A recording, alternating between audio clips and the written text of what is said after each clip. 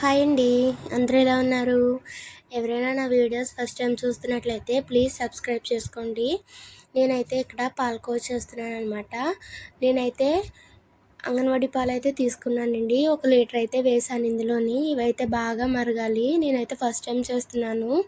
ఇంకా మనమైతే తిప్పుకుంటూ ఉండాలి. నేనైతే పాలు ఇక్కడికి వేసాను. అవైతే ఇక్కడ దాకా మరిగాయి. ఇంకా మరగాలండి. ఇంకా దగ్గరికి అయిపోవాలి ఇవి మొత్తం కూడా.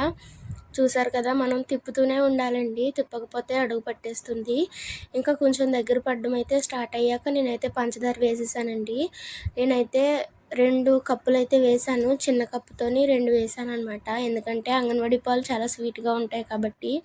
ఇంక చూసారు కదా, ఇలా దగ్గరగా అయితే అవ్వాలండి. మనం తిప్పుకుంటూనే ఉండాలి.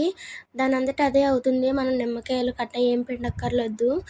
చూసారు కదా, కొంచెం ఇరిగినట్టు ముక్కల కింద ఇలా దగ్గరకైతే వస్తుందనమాట.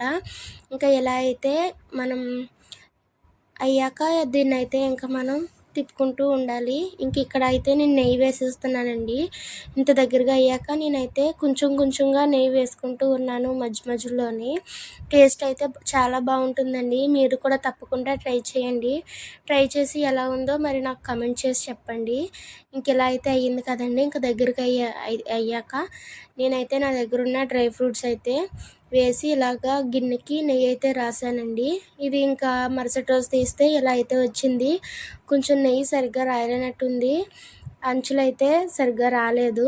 కానీ టేస్ట్ అయితే చాలా బాగుందండి. మా పాప హ్యాపీ బర్త్డే పాట పాడుతూ అయితే కోస్తుంది. మరి మీకు ఈ వీడియో ఎలా అనిపించిందో కమెంట్ చేయండి. నచ్చితే లైక్ చేసి సబ్స్క్రైబ్ చేసుకోండి.